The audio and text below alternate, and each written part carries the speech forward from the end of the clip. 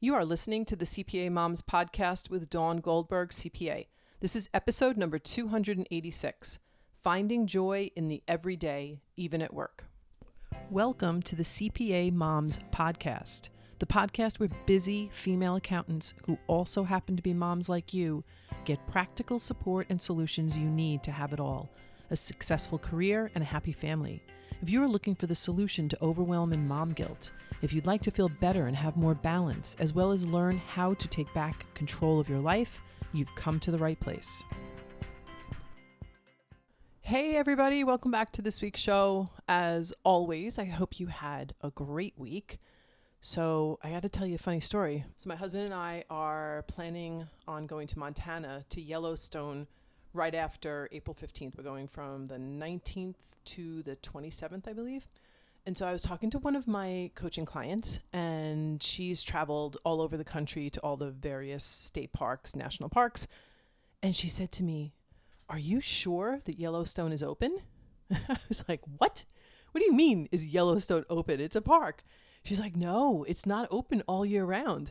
So that night I said to my husband, "I think we need to check, because we have our reservations, we've got flights, we've got car, we got the whole thing." And so thankfully we checked the website, and the day that we land in Montana is when Yellowstone opens. I was like, oh my gosh, can you imagine? We flew all the way to Yellowstone and weren't able to see Yellowstone. So anyway, I hope that you have some fun plans for after tax season, whether it's immediately after tax season or maybe you have some fun plans in the summer when the kids get out of school. I hope you have something fun to look forward to. Okay, let's get started with this week's episode. This is episode number 286, and the title is Finding Joy in the Everyday, Even at Work. As you and I know all too well, being a working mom is no easy feat. It is a relentless juggling act where the demands of the office collide with the needs of our families. Now, the struggle is real. There's no denying that, and every working mom knows it. Mornings are filled with getting the kids ready for school, we're rushing to the office, we're tackling meetings, and then we're returning home to a whirlwind of homework and dinner preparations. This is the daily script for countless working women around the world. Now, in the middle of all this chaos, finding joy can seem laughable or feel like a far-off dream.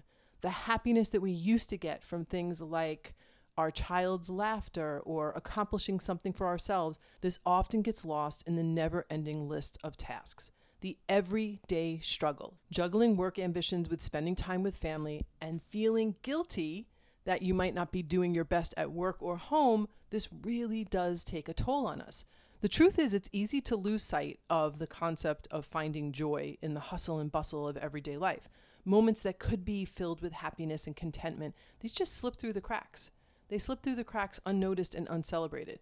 And this is the crux of the problem faced by a lot of working moms. How to reclaim joy in the midst of deadlines and school runs and household chores. When it seems like the best part of the day is when you crash into bed, how do you not feel like every day is a scene from the movie Groundhog Day? Well, balancing work and family isn't just tiring physically, right? It messes with our minds. It messes with our emotions and our overall happiness. So when stress never leaves your side, the fun stuff in life starts feeling dull. And it's not just us working moms who feel it. It affects how we relate to everyone, both at work and at home. So what is the solution?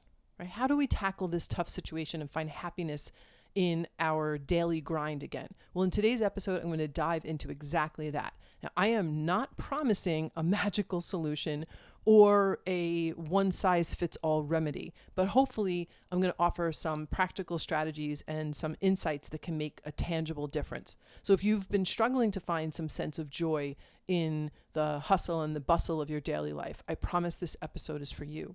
And so this week I'm going to discuss why the struggle is real and then how to find joy in the everyday. So you've probably felt it yourself. Right? The pressure of a successful career, taking care of your family, keeping up with all the household chores, and of course, chasing your own dreams.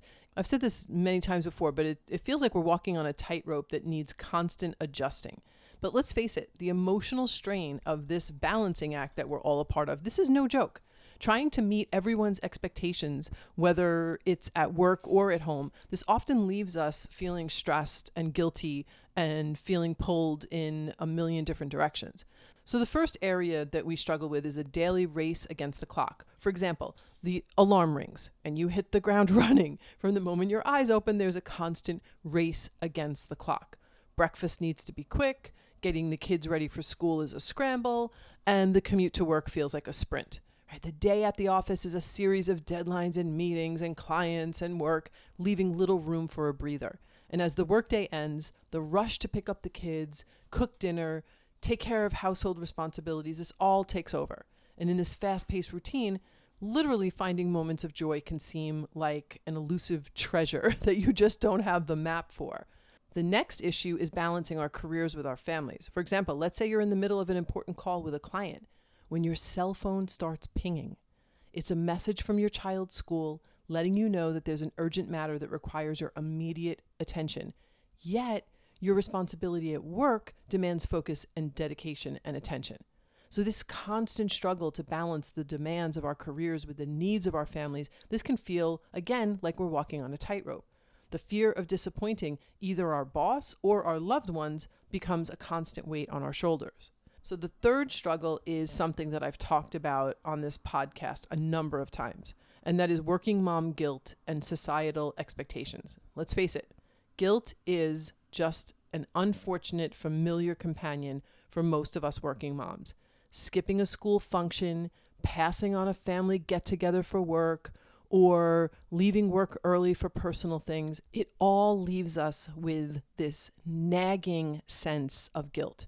Now, society expects us to be perfect, always balancing our work and our family flawlessly.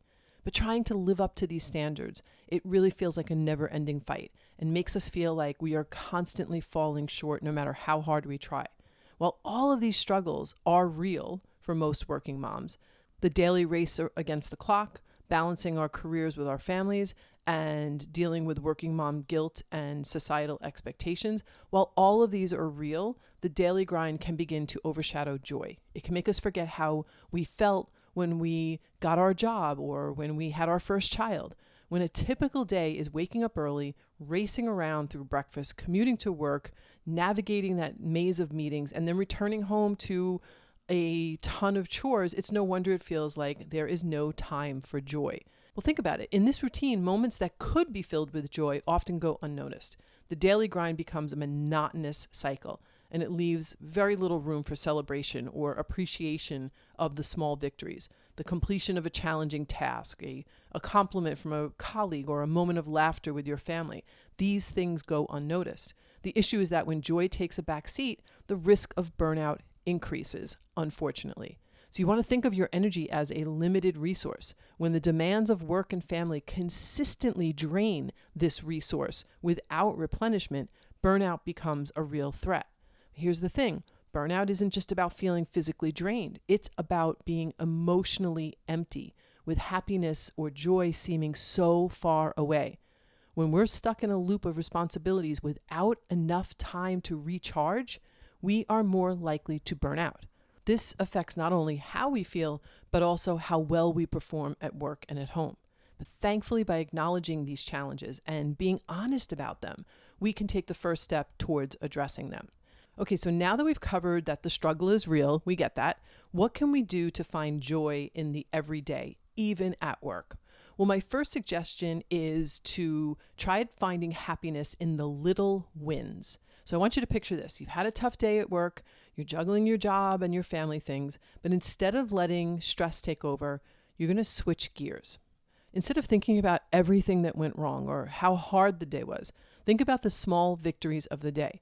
Maybe completing a complicated write-up and tax return, or getting a nice compliment from a coworker. See, choosing to see the good means noticing and cherishing these tiny, special moments, which can totally change how your day feels and the energy and the attitude that you bring to the next day. So here's my tip. Take a moment at the end of each day to reflect on positive moments, no matter how small they are. Write them down in a journal or share them around the dinner table in order to reinforce the habit of finding joy in small victories. You want to get your family on board with this as well. This is a great thing to do as a family. My second suggestion is to practice gratitude. I'm telling you, you would be amazed at the positive impact that gratitude can have by just setting aside a few minutes each day to reflect on the positive aspects of your life. Think about it. Maybe it's a coworker that lent a helping hand, or it could be the comfort of your morning cup of coffee or tea, or maybe it was just a sweet moment with your child. Gratitude is all about actively noticing and being thankful for the little things, even if they seem small in your everyday life. I think I've shared this before, but every day I text 3 things that I was grateful for from the day before. I text this with my husband, and I send a separate text to a very good friend of mine. It is amazing how this simple practice changes how we see the day before, but also how I look forward to things to be grateful for in the day ahead. So I'm constantly, because I know I'm going to be sharing 3 things that I'm grateful for tomorrow, I'm looking for those 3 things that I'm grateful for today. It really changes the lens that I look at my day by. And so here's my tip. Start or end your day by listing 3 things that you're grateful for, whether you share them with someone or not. You will be amazed at how you look for joy every day because you know that you're going to be listing 3 things the following day. Okay, so my third suggestion is prioritizing me time. Now, I know it's hard to find joy when your cup is empty. So imagine carving out just a little time each day just for you, whether it's diving into a good book or going for a relaxing walk or indulging in a hobby. Making me time a priority. Again, I say this all the time, but it is not selfish. If you need permission, I'm giving you permission. It is crucial for your well-being. Just like you schedule time for work and for family, setting aside moments for self-care helps you recharge. It means that you'll face challenges with more energy and with a clearer head.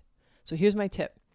Schedule me time on your calendar and treat it with the same importance as you do work meetings. Communicate your need for this time to your family in order to ensure uninterrupted moments. There is no need to over-explain or to apologize. This is just time you're putting on your calendar for you. And you want to give it the same importance as you would with a meeting with a teacher or with a client. Okay, my fourth suggestion is setting boundaries at work and at home. So I want you to imagine clearly defining and communicating your boundaries at work and at home to maintain a healthy balance.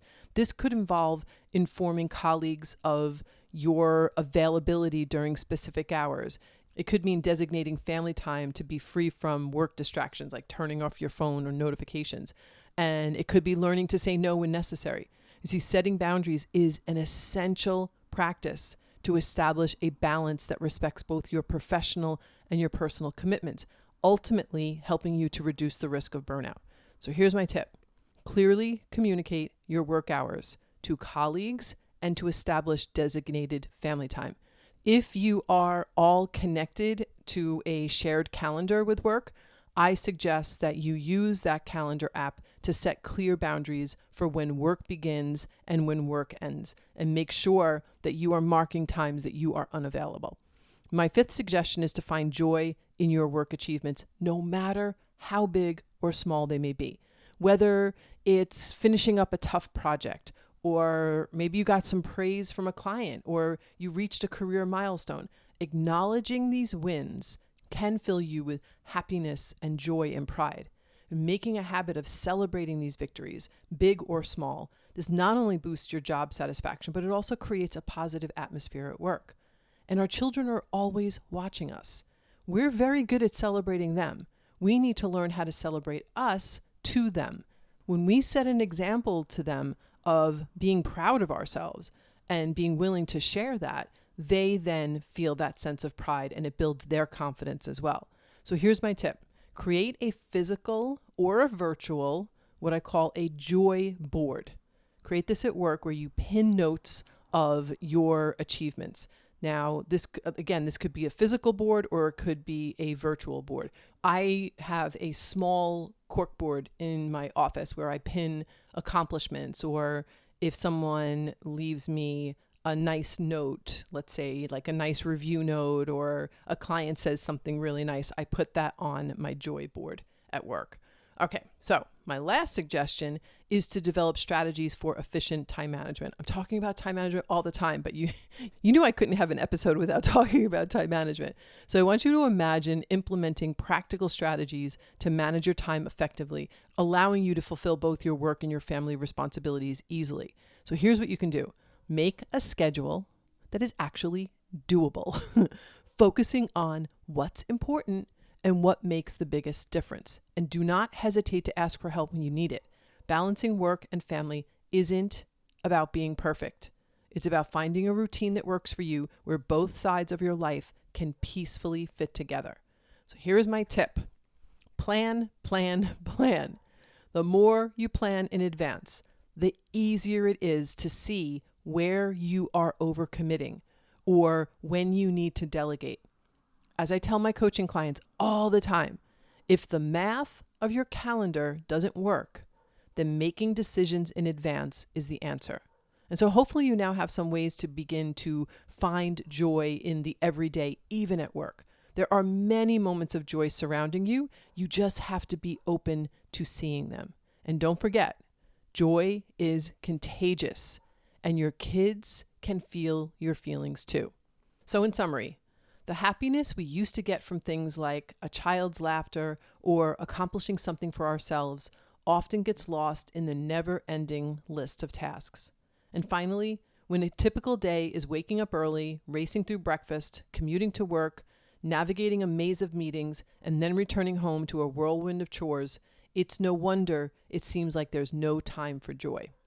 All right, there you have it. That was episode number 286, Finding Joy in the Everyday, Even at Work. So believe me, I get it, how we're just trying to get through tax season, or we're just trying to get through this period of the year if we've got deadlines, or if we're busy, or if the kids are involved in a lot of things.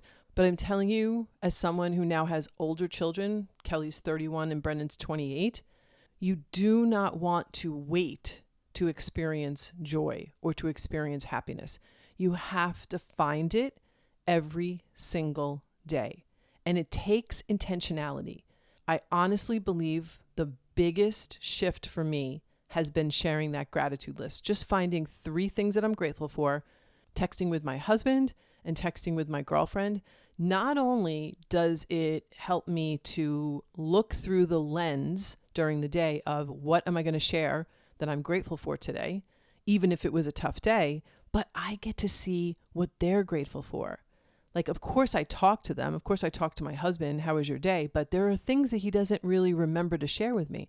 But when he does his gratitude list the next day, it's fascinating to see what he's choosing to be grateful for and how that definitely helps him and changes his attitude towards the day. When I asked him if he would share a gratitude list with me, he kind of rolled his eyes and he went along with it because I had a friend that I was best friends with for many, many years. I shared this on the podcast before. And all of a sudden, out of nowhere, she just decided that she didn't want to be friends anymore. She just ghosted me. And I was so devastated. And one of the things that I was devastated about was the fact that we used to share a gratitude list with each other every day. So I said to my husband, I'm really going to miss that and sharing that with another person. And he's like, all right, I'll do it. But I have to tell you, it really has helped him as well. He tends to be very negatively biased in his brain. He tends to see the glass as half empty. And so he's even said that this has shifted his perspective and that he's probably one of the most positive people at work because of this practice that we have gotten into, finding joy in the everyday, even if it's at work. All right, so that's what I have for you. I hope you got a lot out of this. I hope that you do find joy in the everyday, even at work. Sometimes it does take effort to find it, to find things to be grateful for, or to find things that bring you joy. But I'm telling you, they're there if you look for them. All right, everybody, have a great week, and I will talk to you next week. Bye-bye. Thank you so much for joining me today. If you like what you heard, be sure to click subscribe on your podcast app so you never miss an episode. At CPA Moms, we pride ourselves on being the e-harmony of the accounting world, making it possible for business owners to have their accounting needs met by amazing CPAs that are moms just like you. Whether you are an accountant interested in growing your own solo mompreneur business, or perhaps you are looking for flexibility to work from home, or maybe you are looking to grow your current firm or team, CPA Moms has what you are looking for. Check us out at cpa-moms.com.